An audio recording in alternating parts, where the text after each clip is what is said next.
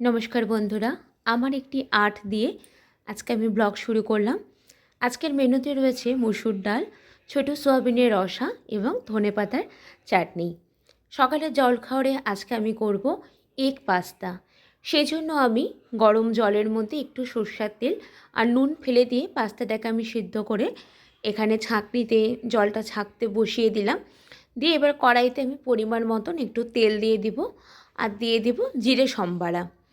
এই দিয়েই আমি পাস্তাটা করব। আমি দেখে নিলাম আমার কড়াইটা শুকিয়ে গেছে।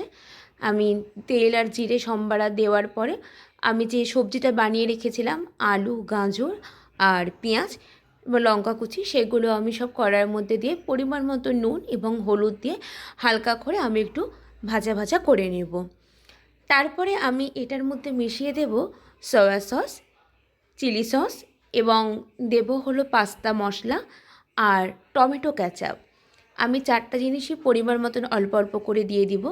তোমরা এই পাস্তা মশলাটা যে কোনো দোকানে 5 টাকা করে প্যাকেট নেয়, পেয়ে যেতে পারো। কারণ পাস্তার যে প্যাকেট থাকে সেটার মধ্যে মশলা কোনো রকম দেয় না। মানে আমি যেখান থেকে নিয়েছি আমি সেখানে পাইনি, এখন সব জায়গায় দেয় কি না আমি বলতে পারবো না। একটা ডিম আমি ফাটিয়ে দিয়ে দিলাম। কেউ চাইলে দুটো দিতে পারো, কিন্তু আমি আজকে একটাই দিলাম কারণ দুজন খাবো। অযথা বেশি ডিম দিলে খুব লাস্টে খুব ডিমটাই বেশি মনে হয়ে গেছে। আমি যে পাস্তাগুলো ছাঁকনিতে ছাঁকতে বসিয়ে দিয়েছিলাম জল ঝরাতে, সেটা আমি ওখান থেকে ছেঁকে রেখে দিয়েছিলাম। সেটা আমি এখন কড়াইতে দিয়ে আমি আরেকটু ভালো করে সবগুলো একসাথে মিশ্রণ করে নেব। নিয়ে আমি প্লেটে পরিবেশন করব। আমি দুজনের জন্য দুটো প্লেটে বেড়ে নিয়েছি। খেয়ে দিয়ে নিয়ে এবার চলে আসবো আজকের দুপুর এবং রাতে রান্নাতে একসাথে। আমি কড়াইতে পরিমাণ মতন তেল দিয়ে একটু জিরে সম্বারা, শুকনো লঙ্কা, তেজপাতা সম্বারা দিয়ে আমি সোয়াবিনের যে আলুগুলো ডুম করে কেটে রেখেছিলাম সেটা আমি কড়াইতে দিয়ে পরিমাণ মতো নুন এবং হলুদ দিয়ে আমি হালকা করে লাল লাল করে একটু ভাজা করে নেব। আমার ভাজা যখন মনে হবে যে হ্যাঁ ভাজা প্রায় হয়ে গেছে, তখন আমি যে সবজিগুলোর যে বানিয়ে রেখেছিলাম, যেমন পেঁয়াজ কুচি, রসুন কুচি, টমেটো কুচি, আমি এগুলো সব এক এক করে দিতে থাকবো। আমি প্রথমে পেঁয়াজ আর রসুন দিয়ে নিব। পেঁয়াজটা যখন আমার লাল লাল করে যখন ভাজা হয়ে যাবে, তখন আমি এখানে দিয়ে দিব যে মশলাটা করে রেখেছি। একই মশলা, কাঁচা লঙ্কা, জিরে, আদা বাটা মশলা, ওই একই মশলা আমি করে রেখেছি এবং প্রত্যেকটা রান্নাতে আমি এইভাবেই মশলা দিয়ে থাকি। শুকনো লঙ্কা আমরা প্রচণ্ডই কম খাই। আমার বড় মশলার একটু প্রবলেম, শুকনো লঙ্কা ডাক্তার ওকে একদমই খেতে না করে দিয়েছে। সেই জন্য সোমবারা বাদে আমি কোনো সময় আমি শুকনো লঙ্কা পেস্ট করে কোনো রান্নাতে আমি দেই না। যথারীতি কষানোর সময় আমি ক্যাপসিকাম এবং টমেটো কুচি দিয়ে দিচ্ছি। এর কিছুক্ষণ পরে আমি যে সোয়াবিনগুলো রেখেছি, আজকে সোয়াবিনের তরকারি করার সময় একটা কথা মনে পড়ে গেল। ছোটোবেলায় বাড়িতে সোয়াবিন হলে মা বলতো হ্যাঁ আজকে রান্না করব হাড্ডি ছেঁড়া মাংস। এটা শুধু আমি না, আমরা যেই সময়কার 90 দশকের ছেলে মেয়ে প্রায় প্রত্যেকের বাড়িতেই সোয়াবিন হলে তার মা ঠাকুমা এই কথাটাই হয়তো বলতো। কারণ আমার বরকে যখন বলে, আমার বর বললো হ্যাঁ আমার বাড়িতেও ছোটোবেলায় এটাকে হাড্ডি ছাড়া সোয়াবিন বললেই আমরা চিনতাম। যাই হোক, কথা বলতে বলতে আমার কষানো প্রায় কমপ্লিট। আমার কিছু বাসন আছে, এগুলো আমি মানে মাজতে নিয়ে যাব বাইরে। আচ্ছা, আমি এরপরে এই পরিমাণ মতন এখানে জল দিয়ে দেব।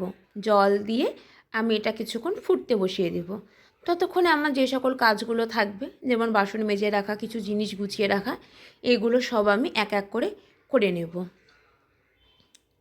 আজকে এখানে ওয়েদারটা খুবই নরম, রোদ উঠেছে কিন্তু মাঝে মাঝে আবার অন্ধকার হয়ে আসছে। ঠান্ডা পড়বে হয়তো, এমনি প্রচণ্ডই ঠান্ডা। সন্ধেবেলা পর থেকে প্রচণ্ড ঠান্ডা। এখন দুপুর বাজে বেলা 3:30। আমি এখন ভয়েস ওভার দিচ্ছি, এখনই আমাদের এখানে প্রচণ্ড ঠান্ডা পড়ে গেছে। অন্যদিন প্রায় খুব ভালো রোদ থাকে, আজকে রোদ নেই। অবশ্যই ঠান্ডার দিন, ঠান্ডা পড়বে, এটাই স্বাভাবিক। আমার এখানে ফুটছে, যে আমি তরকারিটা করছি সোয়াবিন আলুর, কিছু কাজ ছিল আমি সেই কাজগুলো করে নিচ্ছিলাম। আমার ধনেপাতা আর লঙ্কা ফুরিয়ে গেছিলো, আমার বর আবার পরে গিয়ে নিয়ে এসে দিল। সেগুলোই আমি প্যাকেট থেকে বের করে আমি ওগুলো বাইরে ধুতে নিয়ে গেছিলাম। ধুয়ে নিয়ে আসে আমি পরিমাণ মতন এখানে আবার ধনেপাতা আমি এখানে দিয়ে দেব। তার আগে আমি দিয়ে দিচ্ছি ওই একই মশলা, সকলেই জানো, গরম মশলা এবং এভারেস্টের ছোলে মশলা। এটা একবার তোমরা না এই মশলাটা দিয়ে দেখতে পারো, হয়তো অনেকে ভাববে একঘেয়া প্রত্যেকটা রান্নাতে এই মশলাটা কেন দেয়। অ্যাকচুয়ালি এই মশলাটা না সত্যিই খুব ভালো লাগে, মানে সব রান্নাতেই চলে যায়। নামটা হয়তো ছোলে মশলা, কিন্তু আমার মনে হয় সব রান্নাতেই চলে যায়, সেই জন্যই আমি দিই।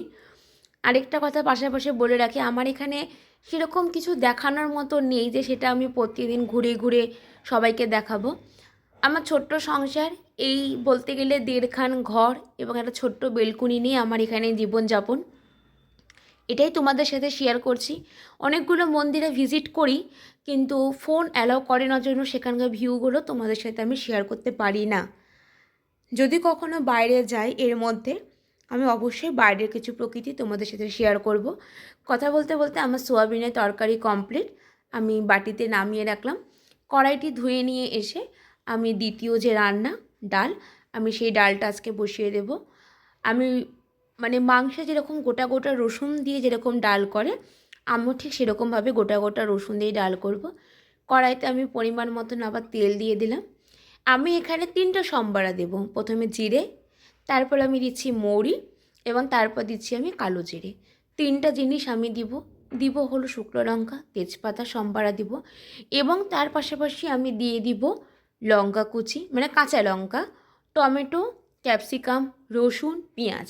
আমি 5টা জিনিসই পরিমাণ মতো নিয়ে নিয়েছি এবং আমি সবগুলো কড়াইতে দিয়ে পরিমাণ মতন আবার নুন এবং হলুদ। নুনটা আমি খুব কম দিলাম, কারণ আমি অলরেডি প্রেশারে একবার সিদ্ধ করার সময় আমি নুন দিয়েছিলাম, সেই জন্য আমি খুব একটু নুন দিলাম যাতে পেঁয়াজটা যেন খুব ভালো মতন ভাজা হয়ে যায়, সেই জন্যই। যখন দেখবো আমার ভাজা ভাজা প্রায় কমপ্লিট, তখন আমি সসপ্যানে যে ডালটা সম্বারা সিদ্ধ করে রেখে দিয়েছিলাম সেটা এখন আমি দিয়ে দেবো। এই যে তোমাদেরকে একটু দেখিয়ে দিলাম গোটা গোটা দুটো রসুন, ভালো লাগে মাংসের মতন। আজকে সানডে, সানডেতে আমরা চিকেনই বেশিটা, মানে এখানে যেহেতু আমরা মাছ পাই না, পাওয়া যায় কিন্তু পাঙ্গাস মাছ, আমরা সেটা দুজনের মধ্যে আমরা কেউ খাই না, জন্য আমরা মাছ আনি না। চিকেনটা খেতাম প্রত্যেক রবিবারে, গত রবিবারও হয়েছিল যারা আমার ভিডিও দেখেছো, কিন্তু আমার চিকেনটা ইদানিং আর ভালো লাগছে না, জন্য আমি আজকে সিম্পলের মধ্যে রান্না করেছি, যেমন মুসুরির ডাল, সোয়াবিনের তরকারি আর ধনেপাতা চাটনি। এই দিয়ে আজকে আমাদের মেনু থাকবে। যদি ভালো লাগে অবশ্যই সামনের রবিবারে না হয় আরেকবার চিকেন খেয়ে নেব। এইভাবে ঘুরিয়ে পেঁচিয়ে প্রায় প্রত্যেক দিনে সেম রান্না কম বেশি থাকে, কারণ এখানকার যে সকল সবজিগুলো, সেই সবজিগুলো আমরা কখনো ওরকমভাবে আমরা ওখানে পাইনি বা আমরা কখনো খেয়ে দেখিও নি ভালো লাগবে কি লাগবে না। আমার ডালও হয়ে গেছে, ডাল আমি নামিয়ে রাখলাম। আরেকবার আমি কড়াইটা ধুয়ে নিয়ে আসবো, ধুয়ে নিয়ে আসে আমি করব হচ্ছে হলো আজকের শেষ পথ, অর্থাৎ আজকের মতো রান্না আমার ইতি, ধনেপাতা চাটনি। আমার ব্লগ যদি তোমাদের ভালো লাগে অবশ্যই কমেন্টস করো, আমারও ভালো লাগবে, কারণ আমার চ্যানেল একদমই ছোট, মানে ছোট্ট একটি চারা গাছ। চারা গাছ যতটা যত্ন পাবে, যতটা জল পাবে, যতটা ভালোবাসা পাবে, তবে একটি পরিপুষ্ট গাছ হবে।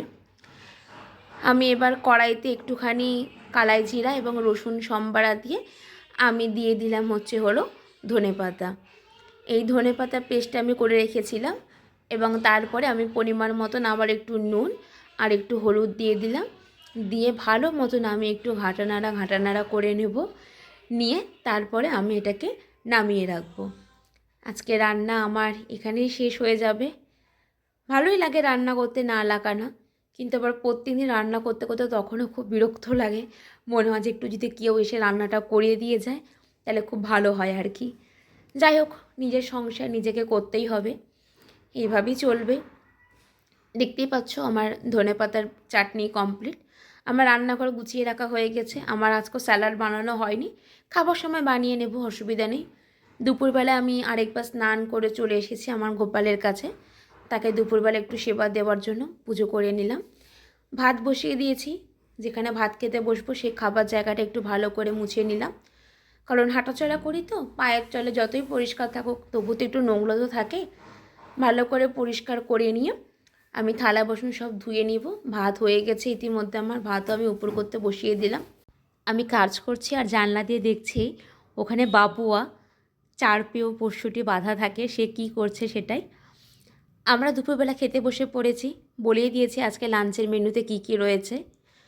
আজকে ব্লগটি আমি এখানেই রাখছি। যদি কারোর ভালো লেগে থাকে অবশ্যই লাইক করো, কমেন্টস করো, পাশে থেকো। এবং যারা আমার ব্লগ দেখছো এবং যারা আজকে দেখবে তাদের সকলকে আমি জানাই আমার তরফ থেকে অসংখ্য ধন্যবাদ।